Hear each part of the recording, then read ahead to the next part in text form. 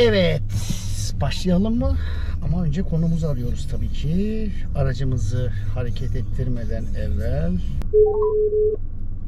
Alo. Alo, hoş geldin Ayfer.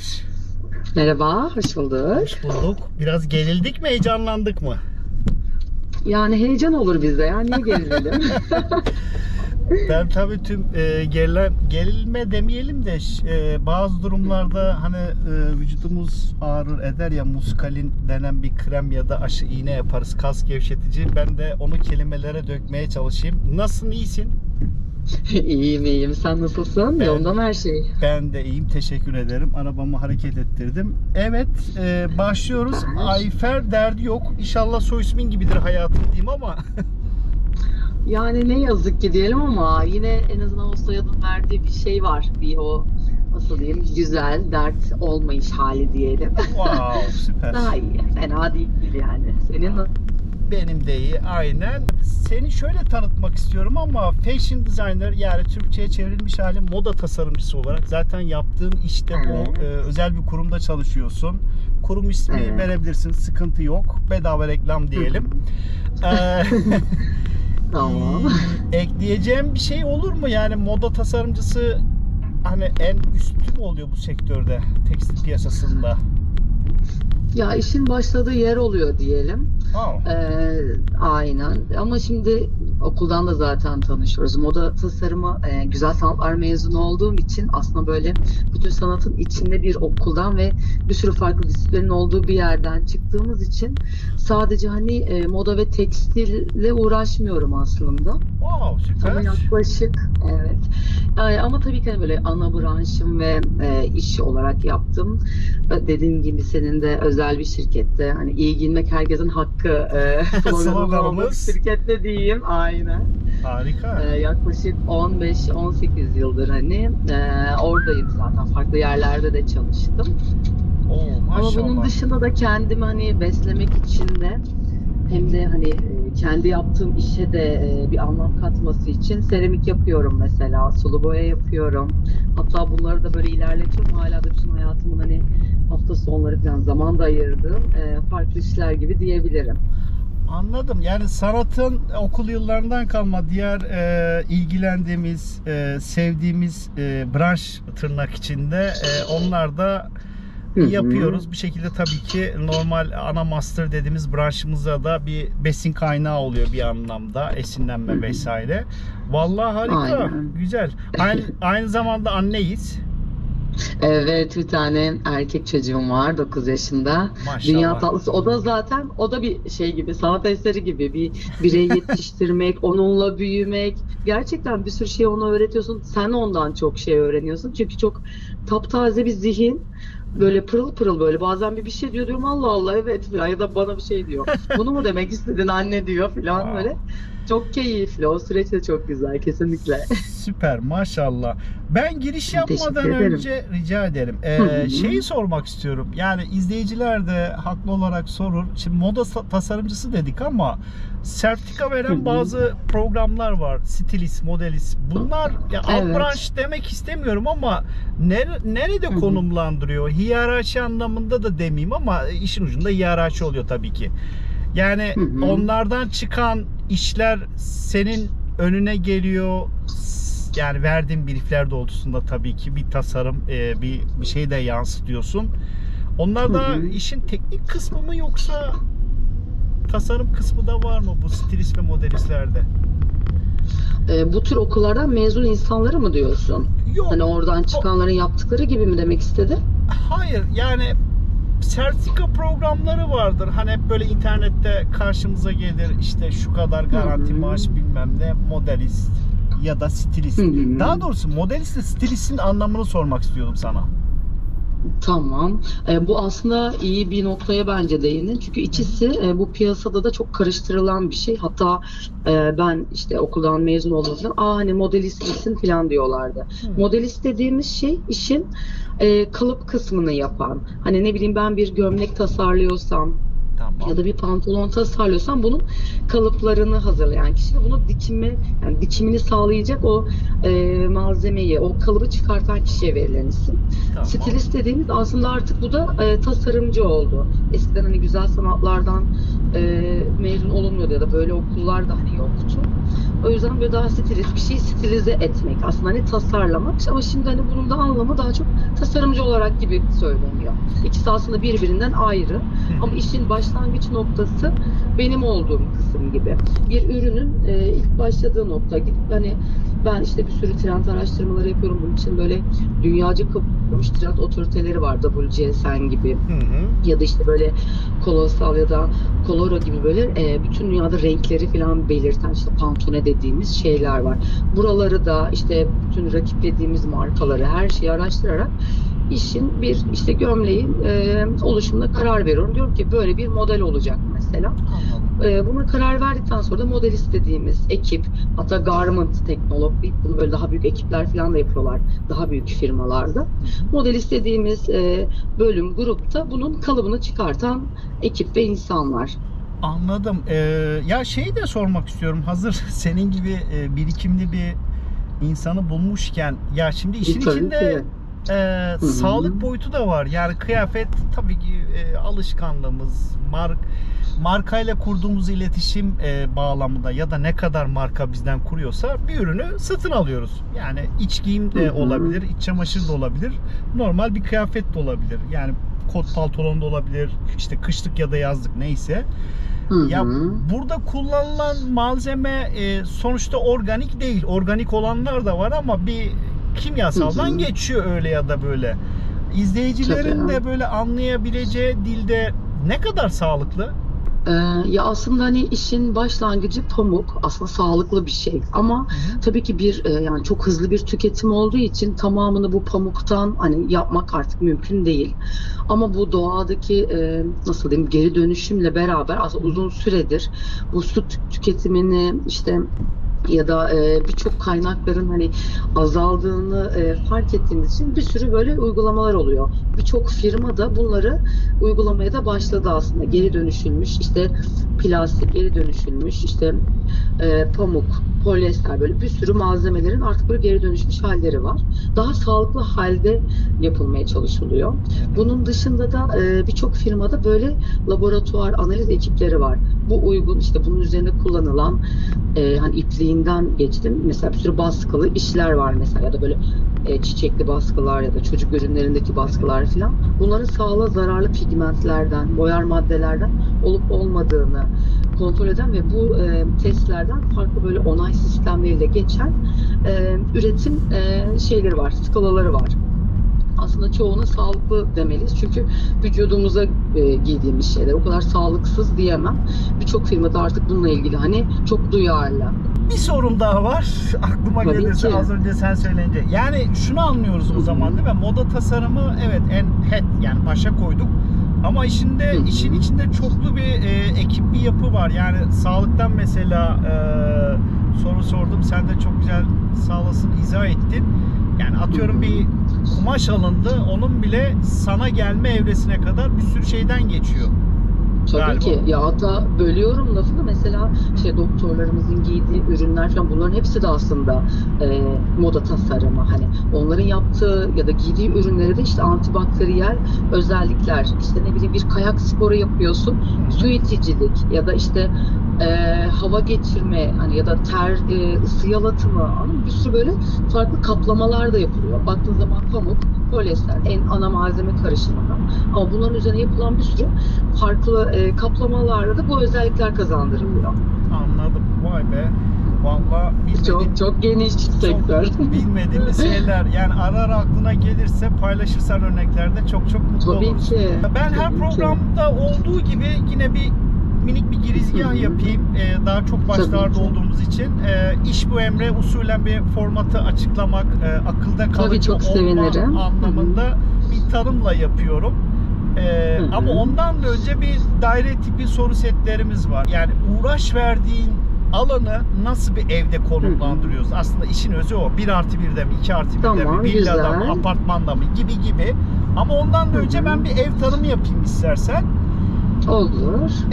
Ev halihazırda yaşadığımız ev metrekare ve içindeki kullanım, malzeme kalitesi değişkenlik gösterse de ana gerekli olan barınma ihtiyaçlarımız yaşamsal mekanlarımız anlamında değişmiyor. Bu nedir? Bölüm bölüm devam edersem mesela bir evin girişi var. Başka bir yerden giremiyoruz. Evet. Kapı ya da pencere. Aslında o diğer oda ya da mutfak, oralara da yönlenmen için ana arter gibi bir yer. Oradan genelde bizi Türk tipi konutlarda mutfak karşılıyor. Mutfakta ne yapıyoruz? Aslında yemek yiyoruz, yemek pişiriyoruz ve yemeklerimizi depoladığımız alan ıstaka olarak geçiyor. Tabii onun dışında kahvaltı yapıyoruz, akşam yemeği yiyoruz. Bize özgü mü bilmiyorum, diğer ülkelerden var mı, ama bir mutfak sohbeti denen bir hikaye de var. Çok keyifli de. Yani bizim Türk milletinin de çok fazla zaman geçirdiği bir yer. Hatta ben de şu anda mutfaktan konuşuyorum. Oo, harika, süper. Misafir varsa misafirimiz, ona da hazırlık yaptığımız bir mekan. Yani misafirden kastım bunu müşteriye mi evirtelim? Gerçi Tabii ki. yine müşteri var ama. Ya misafir çok önemli zaten. Başımızın üstünde yeri var biliyorsun. Aynen. Ve bizde hizmet, hürmet sınır yok. Ama tabii ki ne oluyor? Ona o güzel hürmeti yapmak için sevdiği şeyleri biraz yapmaya çalışırız. Hem sen bir şey katarsın. Çünkü biraz müşteriye, misafire, onu sevdiği bir şey yapmak, onu zaten düşündüğünü, önceden düşündüğünü, onun için bir hazırlık yaptığını gösterir ve yaptığı şeyi yiyeceğini bilirsin. Bunu çünkü seviyor. Bundan memnun olacak. Bu bir kere olması gereken. Doğru. Ama her zaman her geldiğinde onun sevdiği şeyleri yaparsan buna bir değişiklik ve farklılık olmaz. Moda, sanat, bir tekstil ürünü, güzel bir koleksiyon bu değil. Tamamıyla bu değil. Bu büyük bir kısmı bu arada. Ne bileyim, işin %70'i belki de bu. Ya da 60'ı hani demeliyiz. Ama bunun peşine de o %30'luk, 40'lık kısımda da benim ona yeni bir şey sunmam lazım. Benim denediğim bir şey olabilir. Belki tatlı, değişik bir tatlı yaptım. Senin için bunu yaptım diyorsun. Mesela farklı bir malzemelerden yapmışsın ve bunu sunuyorsun. O bunu beğenecek mi? Ya da ona o bunu yerken işte aldığı keyifle şeyler, o ne bileyim çikolatalı tatlıları seviyor. Ne yaparsın? Belki bir dahaki de çikolatalı bir kurabiye yaparsın mesela. Şeklini Gibi. değiştirirsin. Gibi. Anladım. Ya ben de şey açıdan mı, yani mıncıklamak istemiyorum ama aklıma şu geliyor sürekli. Her şeyi sorabilirsin. Eyvallah. Girizgahta da yapmıştık ya. Şimdi işin mutfağı deyince aklıma erişilebilir bir üründen önceki bir serüven geliyor. Onun hikayesi geldi aklıma. Yani kumaşlar sipariş verildi, iplikçiye sipariş verildi, ekip kuruldu, atölyeler çalışıyor. Hani böyle bir jargon bekledim ama ne kadar doğru bilmiyorum. Tabii sen daha işin uzmanısın. Ya böyle bir tabii ki şey var, nasıl diyeyim, bir malzeme deposu olması gerekiyor. Bütün bu verileri işte senin geçmişin, tecrübelerini falan bir cebinde tutuyor oluyorsun zaten, ama bir işe başlarken de tekstilde de ya da genel bir moda, dünya akımına baktığında bir sürü ana malzemelerden besleniyor aslında. Ne bileyim işte savaşlar var, şeyler var, bir işte karanlık renkler hani bakıldığı zaman, ya da makyaj tekstilden daha önce onun renkleri ortaya çıkıyor mesela. Ya da ayakkabı sektörü ya da aksesuarla ilgili kısımlar daha böyle tekstil giyim sektöründen daha önce ortaya çıkan olgular oluyor. Bunları falan mesela bakıyorsun öncesinde. Sonrasında biraz daha hani işte tekstile yaklaştığımda kumaşçılar da bunları daha önce yapıyorlar. Bir sezon önce neredeyse kumaş koleksiyonlarını hazırlamaya başlıyorlar. Ben bir gömlek dikeceğim örneğin. Bu gömleği işte ya gömlek tasarlayacağım diyeyim, dikeceğim değil mi? Gömlek koleksiyonu hazırlayacağım. Onun öncesinde bu kumaşçılarla da böyle sunumlar ayarlıyorum. İşte onların bir bana koleksiyon sunmalarını istiyorum ya da ben yerlerine gidiyorum. Oradan böyle bazı veriler alıyorum. Bazı kumaş diyorum ki bu işte pamuklu ya da keten karışımlı kumaşlar var. Hani buradan böyle birazcık o malzemeleri depoluyorum. Ya da aksesuarcılar, sonuçta bir gömleğin düğmesi de var. O düğmelere kadar bütün bu trendlerin izlerini görüyorsun. O keten işte ne bileyim kumaşta varsa eğer, gömlekteki o keten görüntüsü de var. Ne bileyim mermer görüntüsü var. Ya da parlak işler var. İşte saten kumaş var. Düğmeler de parlak mesela. Hani onun malzemesi de ona uygun bir malzeme oluyor. Anladım. Bütün o verileri de öncesinde böyle bir kendine havuz gibi topluyorsun. Sonra diyorsun hadi ben bir başlayayım, bu yola gireyim. vay vay. Ya. Değişik süreçlerden geçiyoruz. Çok. Enteresan. Peki salonu da bu şekilde yorumladık. Güzel gidiyoruz. Mutfağı da bence. yorumladık. Mutfağı da Hı hı. yorumladık. Evimiz ufak ufak şekilleniyor. Zaten giriş yapmıştık bahçeden. Şimdi Hı hı. müstakil ev dedik, bir oda sayısı belirtmedik ama ben 2+1 mi diyeyim? Olur. Küçük bir müstakil ev olsun. Tam kendimiz olsun. Eyvallah. O zaman Aynen. salon, dur matematik iyicene gitti benim. Ekstra Salonu yaptık. salon Mutfaktayız. 2+1. Yatak odası olsun. Yatak odasıyla birlikte. Ya +1 odamız oluyor. Şimdi +1 odaya gelmeden önce +1 mi yatak odası mı bu arada? Yatak odası olsun. Tamam. Yani ben biraz kaba tabirler yapıyorum. Yorum açıyorum daha doğrusu, öyle söyleyeyim. Yatak odası evet mahrem bir alanımız ama fantazilerimiz yoksa ve evliysek de çocuğun ilk tasarım aşamasının olduğu ana yüce mekanlardan bir tanesi. Yani işin içinde seks var mı diyeceğim ama tabii ki şu şekilde metafor, yani arzu nesnesi. Yani sonuçta günümüz dünyası bu var olan ekonomik parasal sistem habire seni daha iyi almaya itiyor. Yani bir kıyafet alıyoruz, başka bir şeyi arzuluyoruz, onu alıyoruz. Halbuki ihtiyacımız var yok onu sorgulamıyoruz. Tabii ki. Bu anlamda yani direkt ortadan gireyim. Seks ne kadar var? Seks var bence çok. Çok. Konul Çünkü diyorsun. biraz böyle o şey de hem dediğin gibi arzu, istek, bir böyle bir iştah var. Hani aslında var ama ya da ne bileyim bu yaşadığında bir şey tecrübe ettiğin şey ama sürekli bunu tekrar tecrübe etmek istediğin bir şey, tekrar almak istediğin bir şey, bir tüketim de var orada. Bir birleşme, bir tekrar bir merak, iştah var. Öyle diyeyim.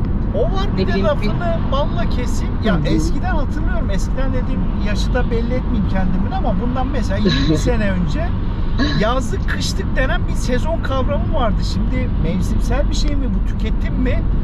Ara sezonlar var. Herhalde 7-8 tane sezon var bildiğim kadarıyla. Sen daha hakimsin ama yani böyle net bir hani bir de mevsimlerden de olsa gerek. Yani kışı tam böyle uzun doğru bir şekilde, aynı şekilde yazı da, yani ara mevsimler, baharlar, özellikle ilkbahar ve sonbahar çok kısa sürüyor. Eskiden daha uzundu. Evet Sanırım, ya biraz mevsimler birbirine de geçti gibi oldu. Hani uzadı dediğin gibi. yani bu bağlamda sizin trendleri de etkiliyor diye düşünüyorum. Çok. Şöyle anlatabilirim onu da. Ya aslında hani 2 tane sezon var. Böyle ana başlıkta baktığın zaman. Yaz ve kış. Ama neydi bizim yaz algımız işte Haziran'dan ne bileyim Ağustos'a kadar da öncesinde. Şimdi bu Kasım'a kadar böyle biz yazı yaşıyor gibi oluyoruz aslında. İlkbahar hani uzuyor. Geçişler falan çok fazla uzadı. O yüzden buna bağlı nasıl diyeyim gezdiğimiz yer çok fazla değişiyor. Paylaşımlarımız arttı ve biz biraz da kendimizi hem çevrede, sosyal medyada daha görünür de hale getirdik. O yüzden üstümüz, başımız, işte bir tarzımız mı ya da ne giydik, ne ettik bu daha çok görünüyor oldu.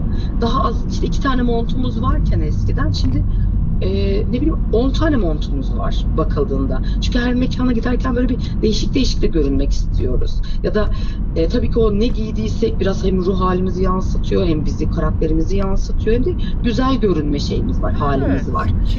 Kimlikte olduğu gibi bir şey. Yani bir yansıtıyor. Yani ayakkabıdan tut da hani sadece kıyafet anlamında değil, o da giyilebilir bir şey ama hatta akıllı saatler. O da artık sizin sektöre dahil oldu. Giyilebilir kıyafet olarak mı geçiyor? Ne kodu? Tuhaf bir durum olabilir oldu. aynen. Teknolojik bir ürün ama kıyafet deniliyor artık. İsmi. Ya ne oluyor? Onun kordonları var biliyorsun. Tabii. Saatin baş kısmı ayrı, kenarlarında değişik pullu payetli bantlardan tut da ne bileyim turuncu renklisi, mavisi, sarısı, kırmızı kıyafetine göre kordonlarını falan değiştiriyorsun yani. Hani o da kesinlikle bir parçası gibi oldu işin. Aynen. Yani hardcore seks var anladığım kadarıyla bu tüketim çılgınlığı. Var. Yani direkt tüketim çılgınlığı desek ikisini böyle gerçekten hani çok iyi bir metafor oldu bence. Eyvallah. Çünkü dayanamıyorsun. Çünkü geziyorsun. Gidiyorum ben mesela hafta sonu bile bir işte mağazaya falan baktığımda var. Hani ne bileyim aslında direkt baktığın zaman yani direkt örtünme gibi olan bir olayın geldiği boyut gerçekten aslında çılgınca. Hani etek diyorsun, işte mont diyorsun ama gidip gerçekten yeni çıkan, yeni tarzda bir kumaş olanını almak istiyorsun. Öyle rengini Doğru. almak istiyorsun. Doğru. Hani göstermek de istiyorsun. Daha sosyal olduk çünkü ve bütün bu sosyal Instagram kullanımı falan hani görüyorsun orada. Ya orası için giyinip çekilip atılıyor neredeyse, hani bir gösterme hali çok ciddi. O da işte madalyonun diğer yüzü. Aynen. Peki yani seksten girdik ama yatak odasını mekansal olarak da bakarsak ya bu moda tasarımından nereye koyabiliriz, yorumlayabiliriz? Yani mahrem alan dedik ya, hani var mı böyle bir tasarımın mahremi? Ya mahrem derken şahıstan yola çıkıyorum. Ben geldim yatak odasında uyuyorum ama kendimle baş başa kaldım. Bir enteresan bana. Salonda bu şey yok, mutfakta yok. Salon daha çok public, açık, yani misafir ağırlıyorum falan ama yatak odası bana özgü bir yer. O anlamda mahrem. Hani böyle bir bakabilir miyiz ya da bu pencereden? Bakabiliriz, hatta çok da güzel olabilir. Şöyle diyeyim, sen böyle sorarken şu an öyle aklıma geldi. Burası çok gerçekten kendimizle kaldığımız bir yer. Ne bileyim, günü bitirdiğin bir yer ama bir yandan da günü başladığında bir yer değil mi? Burada da uyanıyorsun.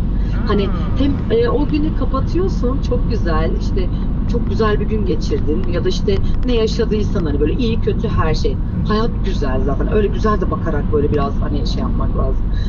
Böyle uyudun, yattın, üzerini çıkardın, daha rahat bir şeyler giydin, yattın. Belki bir şey giymedin, yattın, bilmiyorum. Sonra öyle bir çılgınlık bu. Öyle bir şey. Çılgınlık değil. Yani aslında olması gereken. Her şey serbest şimdi. Yazın klimamızda yoksa ne yapacağız? Bir tane pikeyi çekiyoruz, affedersin, donla yatıyoruz. Yani iç çamaşır. Öyle. Kadın erkek fark etmiyor. O da büyük bir sektör. İç çamaşır da çok büyük bir sektör. Değil mi? Evet, terletmeyen iç çamaşırlar. Aynen. Nedir o?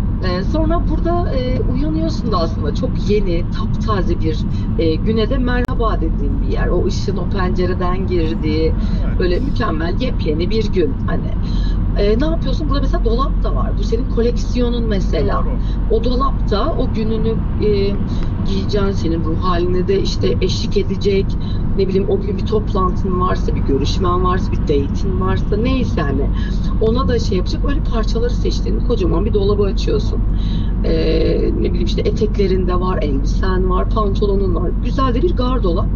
O dönemlik, eğer hani işte ne bileyim yazlığını, kışlığını biraz ayırıyorsan, eğer dolabın öyle bir şeye uygun değilse hani kış koleksiyonuna bakıyorsun, ne bileyim oradan alıp giysilerini giyiyorsun, kombinini yapıyorsun, belki ayakkabını da hani orada onu da deniyorsun, ne bileyim aksesuarlarını da takıyorsun, kemerini falan, öyle oradan çıktığın aslında yepyeni bir serüvene başladığında bir nokta bir yandan. Wow, güzel oldu ya bu. Peki artı bir odamız var, bunu yani artı bir işte evliysek, çocuğumuz varsa genelde bu çocuğun odası olarak ihtiyaca kullanılıyor. Özel oluyor yani. Değilse, bekarsak ya da çocuğumuz yoksa, yine evliysek prova odası olabiliyor. Sinema odası, keyfi. Yani farklı bir ihtiyacımız ne olabilir? İşte sanatla uğraşıyorsak belki bir üretim yeri, bir atölye olarak kullanabiliyoruz gibi. Yani burada artı bir odayı nasıl yorumlamak isterdin? Artı bir odayı dünya güzeli, dünya yakışıklısı çocuğumun odası olsun. Çünkü öyle bir odam var gerçekten de bu arada. Süper. Ve bu hayatımda da çok önemli bir oda ve yer. Çocuğumun odası. Güzel. Yani aslında çocuk da burada bir metafor oluyor dolaylı yönden. Ürünlerimiz oluyor değil mi? Yani bizden çıkan... Tabii ki. Şöyle diyeyim ona da. O da böyle bir koleksiyon vardır ama ben işte o koleksiyonu hazırlarken de çocuk nedir? Büyüyen bir şeydir, yeni bir şeydir. Bir şeyleri denediğin, sana da bir şeyleri öğreten, hani büyüyen, gelişen bir şey. O da benim koleksiyonumun içinde yeni dahil ettiğim yepyeni bir ürün ve ürün grubu olabilir. Ben bunu işte yeni sunuyorumdur müşterilerime. Yavaş yavaş tanıtıyorumdur, yavaş yavaş mağazaya koyuyorumdur bu koleksiyonu. Bu gün geçtikçe bakılıyordur, beğeniliyordur, gelişiyordur. Çünkü küçücük çocuğun bir haliyle büyüdükçe de değişiyor şekli. Ne bileyim 5 parçalık bir koleksiyon hazırlıyorsam bu zamanla işte 20 parçaya çıkıyor. İşte eli yüzü biraz değişiyor. Hani ne oluyor, buna yeni renkler geliyordur. Sadece eşofman takımından oluşan bir koleksiyon yapıyorsam mesela buna spor giysiler de ekliyorumdur, atlet ekliyorumdur, tayt ekliyorumdur mesela. Böyle bir onu da küçük bir koleksiyonun büyüme hali, onun da oluşum hali diyebiliriz. Anladım. Yani aslında daha böyle imbikleyip yorumlamam gerekirse haddime düşmeyerekten Sana da çok fazla böyle şey yapıyorum gibi, ha? Yoruyorsun beni, zorluyorsun hiç. be. Yo, sıkıntı yok. Gayet güzel gidiyoruz. Aşırı keyif alıyorum. Çok güzel. Devam Çok et. teşekkürler. Sorun yok. Harikasın. Senden Ben de çıkan öyle. yani tasarımcıdan çıkanın gelişim serüvenini bir anlamda böyle izlediği bir mekansal yaklaşım gibi bir şey. Kesinlikle, kesinlikle. İzlediğin, gözlemlediğin, senin hani Know-how'ın aslında. senin Hani yaretin. yeni bir İngilizce tabir var. Know-how. Bu nasıl Türkçe'ye çevrilir Aynen. bilmiyorum da. Yani bizim ana belleğimiz gibi bir şey aslında. Dönüp dönüp oraya geliyoruz. O süreci de şey yapıyoruz. Farklı Gelişime yerlere. açık bir yer diyebiliriz ya da böyle. Hani gerçekten bize fikir de veren bir yer. Deneme alanımız. Her ucu açık. Gerçekten büyüme hedefiyle yola çıkmış bir alanımız diyebiliriz. Anladım. Harika. Şimdi en sıkıntılı yere geldi. En sıkıntılı dediğim belki senin için sıkıntı yoktur da genelde farklı Sıkıntı oluyor. programlarda çıkış yolu bulamadığımız bir yer banyo. Şimdi Allah Allah, banyo bakalım. hijyen ihtiyacımızı giderdiğimiz bir alan. Özünde günlük hayatta onun için kullanıyoruz. Ama ben hep her seferinde şu yorumu yapıyorum. Evet. Duş mu diyorsun? Ne yapıyorsun? Hijyen ihtiyacımızı gideriyoruz. Tabii ki işte dişimizi fırçalıyoruz. Günlük banyomuzu yapıyoruz. Pis kokmamak için vesaire. Ama özünde de vücut bir tazeleniyor. Ona ihtiyacı var. Suya ya da bakıma. Ne bileyim işte sabah kremimiz varsa onları sürüyoruz. Ya aynı zamanda bir vücudun da bakım onarım yeri gibi bir yer. Hani ilk akla gelen klozeti şey yaptım, sıçtım. O da değil mevzu. Tamam, onu da yapıyoruz ama özünde bana sorarsan, yani daha doğrusu benim banyoya yaklaşımım, evet, bir sağlıklı ve Boyutu da var. toplumun Hı hı. içinde olduğumuz için hijyen önemi var. Bu eylemi gerçekleştiriyoruz. Ama bunun özünde de bence ilk başta dediğim gibi bu şey vücudun ihtiyacı olan bir tazelenme yeri olarak bakıyorum. Tabii sen nasıl bakmak istersin diyeceğim ama bunu nereye konumlarız şimdi? Yine moda tasarımında. Var mı ya da böyle Tamam. banyomuz? Olmayabilir de bu arada. Banyo olmalı bence. Ben de buraya böyle bir tek bir kelimeyle bir giriş yapacak gibi olursam Tabii. arınma diyebiliriz. Arınma. Aynen. Hani çünkü burada ne yapıyoruz? Duş alıyoruz, yıkanıyoruz da. İşte ne bileyim dediğin gibi sifonu da çekiyoruz, hani güzelleşiyoruz da. Burası arınma olsun. Bunu da ben işte ilk başta da konuşmuştuk ya, işte tabii ki tekstil okudum, işte moda tasarımı okudum, bu benim ana branşım, hatta işte kendi içinde branşlaştığında da giyim ana sanat dalı olarak hani devam etmiştim. Ama ne yapıyorum ben mesela burada da faydalı olmak için ve bizler böyle yaratıcı ve tasarımcı ilhamında olan insanlar olduğumuz için yetmiyor ve akıtamıyorsun da aslında bu şeyini yaptığın sektörün içinde bazen. Seramik yapıyorum mesela. Hani gidiyorum başka bir alanla ilgili de orayı keşfediyorum ve diyorum burada ne yapabilirim? Burada ben bir hem yaratıcılığıma kattığım bir nokta daha oluyor. Hani belki de arındığım, kafamı dinlediğim, buradaki yaptığım bir şeyin benim kendi işime nasıl yansıyacağını böyle keşfetmeye çalıştığım bir süreç gibi oluyor. Biraz öyle diyebilirim. Sonra burası benim dış görünüşümle ilgili diyebilirim. Ben mesela moda tasarımcısıyım ya.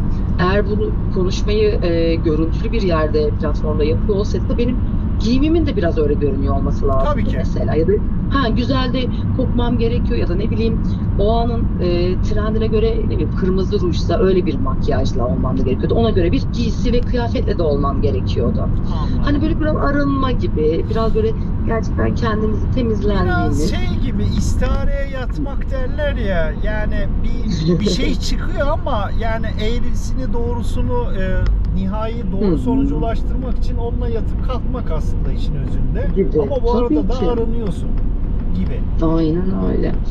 Ya bir ne yapacaksak bir kere zaten o merakla ve şeyle yapmamız lazım. Enini boyunu ya da farklı disiplinleri görmek lazım ki onu anlayasın. Yani ne yaptığını keşfetmek sadece onun içine de dalıp çıkmakla olmuyor. Zaten dalman lazım. Dibini de kenarını da görmek lazım hani işi Yani bakıldığında. ıslanmadan yüzülmez derler ya, onun gibi bir şey işte. Aynen. O dalacağım bir yani. Evet. Islak zeminde bir banyon olacak yani. Evet, aynen öyle. Peki bu da güzel. Neyimiz kaldı? Bahçemiz kaldı. Yani bahçeden girdik ama bahçeyi yorumlamadık. Bahçeden çıkalım mı? Yok, bahçeyi bahçeden çıkalım. çıkmak değil tabii ki ama bahçenin içindeyiz. Yani salondan geçtik. Tamam.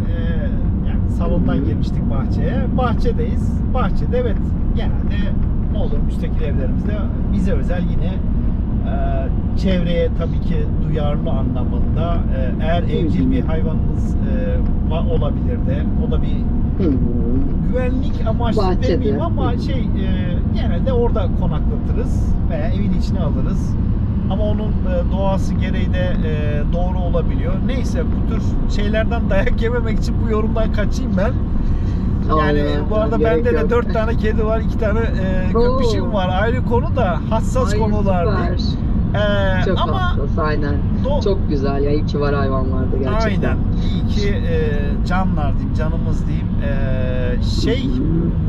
Yani Buraya nasıl bakarız? peyzajı var, bahçemizin diktiysek ağaçlarımız var. Yani bir görsel, bir estetik bir şey var. Ama bir de doğayla iç içeyiz. Bir de ekstra bir konforlu hissettiğimiz bir alan bahçe. Yani hem bize özgü ama bir de hani doğanın yani evin içinde o doğayı hissetmek biraz daha zor oluyor ama bahçede bariz hissedebildiğimiz bir alan. Tabii havuzumuz var mı bilmiyorum ama yani şu Havuzu havuz olmasın olabilir. sanki Havuz şimdilik. olmasın. Tamam. Aynen. Okey. Yani Bunu da şöyle yapalım. Öyle aklıma geldi. Şimdi tekstilin ve tekstil modayı konuşuyoruz. Hani bir sürü metaforlarla. Çok da keyif alarak şu an ilerliyor gerçekten. Eyvallah. Buraya da şöyle bir bölümü gibi diyebiliriz. Şimdi ürün yaptık, tamam mı? Bütün hani evin içinde ürünün işte nasıl ilham aldığımızdan, işte hangi parçaları, kumaşları kullanarak ya da hangi aşamalarına geçerken ne yaptığımızı bir konuştuk ya. Buraya da işin mağazacılık kısmı diyelim. Ben bir ürün yaptım ama bu ürünün nasıl sergileniyor? Vitrini olsun burası da. Anladım. Öyle değil mi? Son kullanıcıyla temas ettiğimiz, Buluştuğu yer. buluştuğumuz Aynen yer, öyle. iletişim kurduğumuz alan. Evet. Güzel, harika. Merchandiser falan da deniyor buna. Hani Türkçe açılımı da işte mağazadaki o ürünün sergilenme şekli. Çünkü ne oluyor? Gerçekten normal yürüdüğümüz zaman ilk biz mağazayı görüyoruz aslında. Tabii. Diyoruz belki de giyindi, işte şunu bir kombin yapmış, işte altla üst giydirmiş bir kadına ya da erkeğe, manken ya da çiçek koymuş, hani neyse. Diyoruz bu güzel gibi deyip o mağazaya girmeye karar veriyoruz. Sonra oraya girdiğimizde de kaç tane işte gömleği yan yana koymuş, bunun yanına ceket mi koymuş, katlı halde tişörtleri mi koymuş, bunların Evet. rengi ne? Çünkü bir koyduğun renk öbür üründe sattırıyor bazen. Ne bileyim, çok fosforlu bir turuncu var mesela. Çok onu belki hani ben giymeyeceğim ama onu öyle bir yerleştirmiş ki oraya, öyle bir sunmuş ki yanındaki bej rengini alıyorum aslında ben. O turuncu bana onu sattırıyor. Hani haberi yok ya da hani zaten bilerek öyle koymuş ama benim haberim yok. Hani alan kişi olarak diyorum. Ya da işte çok güzel yakası olan bir iş. Bunu mesela katlı koyarsın, ben onun yakasını göremem. Ama o ne yapıyor? İşte giydirmiş ve önden bize bakacak halde asmış askıya belki de. Bu bütün o ürünün, benim o işte salonda yaptığım, mutfakta pişirdiğim yemeğin, işte sabah uyanırken dolabımı açıp giydiğim şeyin gerçekten bir şey ifade etti mi? Boşa mı gitti? Ben ne yaptım? Bu kadar şeyi ben nasıl sunduğumun kanıtı gibi bir şey. Anladım. Vallahi harika. Vallahi bir çırpıda anlattık galiba. Balkonumuz var mı? Güzel oldu. Balkonumuz Bir küçük balkon var aslında. var mı? Yani Olsun. mutfak balkonu mu, salon balkonu? Yani salonda balkonumuz Yok, salonda yok. Salonumuz teras değil. Balkon olamaz. Olamaz. Bahçemiz var. Bahçemiz var. Doğru. Yani şöyle bonus sorularım var. Her programda olduğu gibi. Yani klasik, yine aynı şeyi söyleyeceğim ama katkı sağlamak açısından, yanlış anlaşılmasın dostlar. Şimdi arkadan da gelen bir jenerasyon, bir nesil var. Bu alanda talip olmak isteyen kişilere naçizane öğüt vermek tabii ki haddimiz değil ama elbette söyleyeceğim pozitif, olumlu bir konuşma olur diye düşünüyorum. Sevinirim de. Yani nasıl diyebilirim? Bir kere karakter olarak hangi mesleği yaparsak yapalım, benim herkese, çocuğuma da öğretmeye çalıştığım ya da hani asistanlarıma da paylaştığım şey merak. Bir insan bir kere meraklı olmalı ve merak etsinler. Hani bu işin en başlangıç noktası merak etsinler, denesinler ve yapsınlar. Tekstil ve moda tasarımı çok güzel bir sektör ve gerçekten sınırsız. Eğer böyle bir bakış açıları bir kalıbın içine sığmıyorsa, sığmak da istemiyorsa, merak da ediyorsa, keşfetmek de istiyorsa kesinlikle böyle bir alana da girmelerini ben tavsiye ederim. Yeteneklerinin olup olmadığını da bir baksınlar, keşfetsinler. Bu gelişebilen bir şey tabii ki, hani olması gerekiyor. Ama bazen de böyle var mı yok mu da bilmiyoruz ya. Bir onu da keşfetsinler.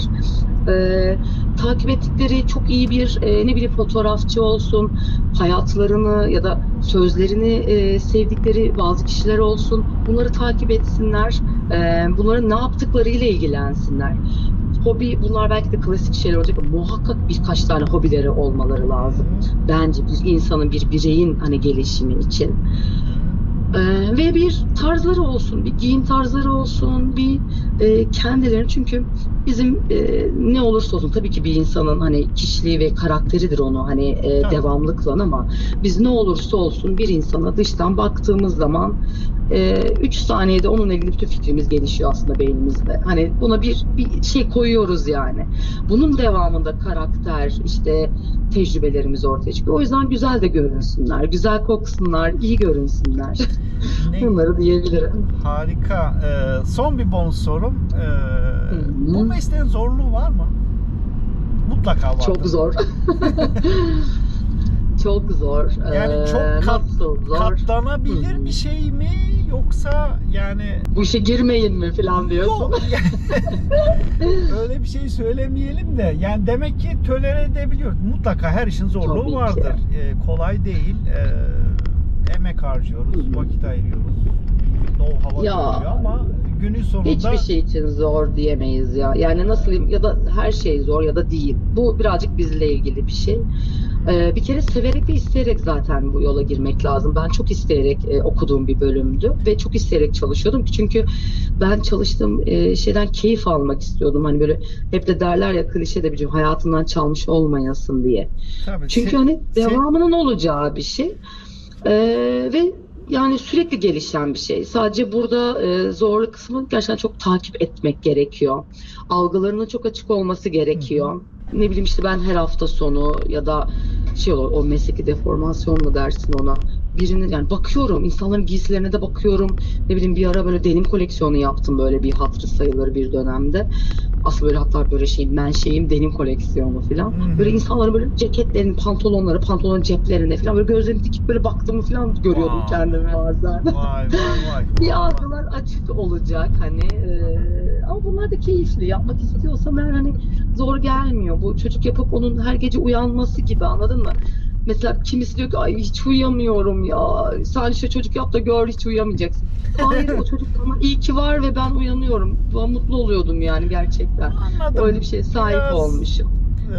Bakış açısıyla aslında Kesinlikle. Doğru orantılı cevabımızda, anladım. Yani mutlaka zorluğu vardır ama seviyorsak, ilgi duyuyorsak, meraklıysak, ilgiliysek gerçekten o çekilebilir. Evet. Ya derler ya hani, orada burada sürekli görüyoruz. Sevdiğin işi yap ki iş olmasın. Bir de üstüne insanlar sana para veriyor. İnsanlar dediğim kurumlar yani. Zaten o yaptığın iş de sevdiğin için iş gibi gelmiyor. Artı senin katma değerin oluşuyor. Bir fark yaratıyorsun falan filan. Valla güzel oldu. Ekleyeceğim bir şey yoksa ben bir araya bir çağrı gireyim. Dostlar, yazıyorsunuz, ediyorsunuz, nasıl katılabiliriz, edebiliriz. Bu programda altta yorumlar kısmında WhatsApp numaramız var. Sakın aramayın. Sadece yazmak için oluşturulan bir numara. Oraya isim, soyisim, meslek, zaten direkt ben bizzat iletişime geçmiş oluyorum. Bu çağrımı da yaptıktan sonra Ayfer, ekleyeceğim bir şey yoksa çok teşekkür ederim. Ben teşekkür ederim. Çok keyifliydi. İnanılmaz bir Eyvallah. sohbetti bence ve Eyvallah. metaforlar falan aşırı yaşayarak hani ben de umarım hani dinleyenlere de ilham olmuştur Mutlaka söylediğim birkaç şey olmuştur. gerçekten. Bu çünkü çok gerçekten tasarım dediğimiz şey parmak izi gibi bir şey. Bir sınırı Aynen. yok ve çok bize özel, işte ona özel, öbürüne özel. Aynen. Sadece ne yapıyoruz? Değer katarak başka insanlara ulaşmaya çalışıyoruz. Benim yaptığım bir ürünü büyük bir firmada olduğum için çok fazla kişi giyiyor ve ben inan hani dışarıda dolaştığımda bile görebiliyorum. Bu çok güzel bir mutluluk verici bir şey. Diyorum bu kadar ulaşmışım, benden bir parçayla böyle devam ediyor gibi. Böyle bir parmak izim böyle biraz dolaşıyor gibi falan. Çok keyifli bir şey. Harika.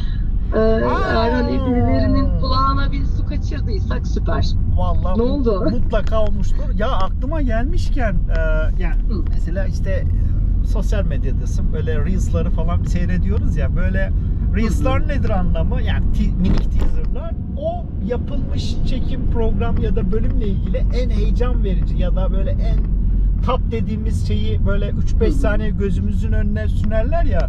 Bana bize bir teaser versen. Ne kadar meraklısın diyebiliriz. Kelime demeyelim. Yer başına gelen komik olay da olabilir bu alanlar. Ya da zorlamayayım, olmayabilir de. Şu an sesli düşündüm teaser'ı da. Yani şöyle diyeyim, ya bilmiyorum yatak o anlamaya gider mi? Yo söyle, rahat ol. Tamam, bu okulu kazanmayı çok istiyordum ve çok gerçekten sabahlara kadar işte bu güzel sanatlar sınavı için falan aşırı çalışıyordum. Bütün mahallenin çocuklarını hızlı çizimler falan yapardık ya, işte giriş sınavlarında yapmak için. Bütün mahallenin çocuklarını şey yapıyordum, çiziyordum işte. Şöyle anlık bir hareket yapın işte bilmem ne. Bütün artık mahalle beni biliyordu böyle, tamam mı? Kapkacak falan getiriyorlar ki ben işte natürmorçiden böyle onları çizeyim diye. Sonra bu işte kazanıp kazanmadığımızın belli olacağı böyle bir akşamlara kadar falan bekliyorduk ya okulda. Evet. Öyle bir şey, tamam mı? Benim telefon hani çalacak ve o telefonun ucunda ben eve dönmüştüm böyle açıklandığı zaman, o an okulda değildim. O telefon benim hayatımın telefonuydu gerçekten. Wow. Açtığım zaman ya kazandım diyecekti bana ya da Ayfer kazanamadım ve benim o kadar istediğim bir şeydi ki. Ve o telefon çalıyor. Yani hayatımda en çok açmaya korktuğum telefondu. Şarj mı bitti o an? Ne oldu? Açamadım. Telefon kapandı. Ben aramayı zorunda kaldım sonra. Vallahi. Sonra Allah'ım arıyorum, ona ulaşamadım falan, böyle çatlayacağım hani. Sonra tabii ki kazandığımı hani öğrendim ve kardeşim o zaman sokaktaydı. Balkonlu bir evdeydik. 2. 3. kattaydık. Ve ben sokağa kazandım diye bağırdım ve bütün sokak duymuştu. Wow, vallahi harika bir teaser oldu. Yani bir ya konuğum bağışlasın. Kapatmak istemediğini anlıyorum. Yok. Eyvallah. Harika bir konuğum ya, hayda, bağışlasın, yemin ederim, özür dilerim hatta. O da fashion, yani moda tasarımcısı. O bana verdi. Ya dedi ki hani gülebilirsin dedi ama o hani aslında bizim mayamızda var. Yani dışarıdan bakıldığında biraz böyle farklı algılanabiliyoruz ama haleti rüyemiz farklı. Kendimizi farklı işliyoruz. Toplumu çok önünde olmalıyız ki zihinsel anlamda örnek şeylerde ortaya koyabilmek adına. Hatun dedi. Ya ismini ben nasıl unuturum bu arada? Neyse, takılmayayım. Ayşe olsun, ne bileyim hani Ayşe. Dedi, bahçeli evimiz vardı. Horozlarımız vardı. Horozları giydiriyordum. Onlara kıyafet tasarlıyordum. Çok iyi. Yani çok iyiymiş. Aynen öyle. Diyoruz ve istersen ufak kapatalım. Tamam, çok keyif aldım. Ne zaman istersen tekrar sohbet edebiliriz bu arada. Eyvallah. İlerletirsen bu şeyleri hatta bölümler yaparız. Ne bileyim. Şimdi hani sen düşünüyorsundur zaten, çok da güzel bir şey yapıyorsun zaten. Bu yaptığınla. Ne bileyim, moda dersin, bir şey dersin. Eğer böyle içini daha böyle açacak, deşecek gibi olursak öyle bir şeylerde de kesinlikle olur. Yani ilerleyen süreçte seninle. Ben de tekrar ağırlamak isterim seyircilerle birlikte. Yani müstakil ev yaptık. Belki apartman gözüyle bakarız. Aynen, deriz ki bu böyleydi ama apartman olursa nasıl olur deriz. Aynen. İşte, moda tasarımı lafını balla kesip çok geniş, daha böyle işte bir trend demeyeyim de kadın ve erkek veya bak mesela evet, öyle de yaparız. Çocuk, kadın, erkek deriz. bir teaser vermek gibi olmasın ama kadın iç çamaşırı üzerine dermişim gibi. Olur. Yani tecrübelerini Yaparız. paylaşırsın burada. Yani onun mutfağı, banyosu, yatak odası gerçekten enteresan olur diye hayal ediyorum şöyle sadece. Bence de. Peki. Değişik şeyler çıkar. Aynen Tamamdır. öyle. O zaman Ben teşekkür ediyorum o zaman. eyvallah. Hoşça kal diyoruz. Tamamdır. Dikkat et kendine. Hoşça kal. Sağ olasın. Görüşmek üzere. Teşekkürler. Sevgiler herkese. Eyvallah. Görüşürüz. Sağ olasın. Görüşürüz. Sağ ol. Bay bay. Bay bay.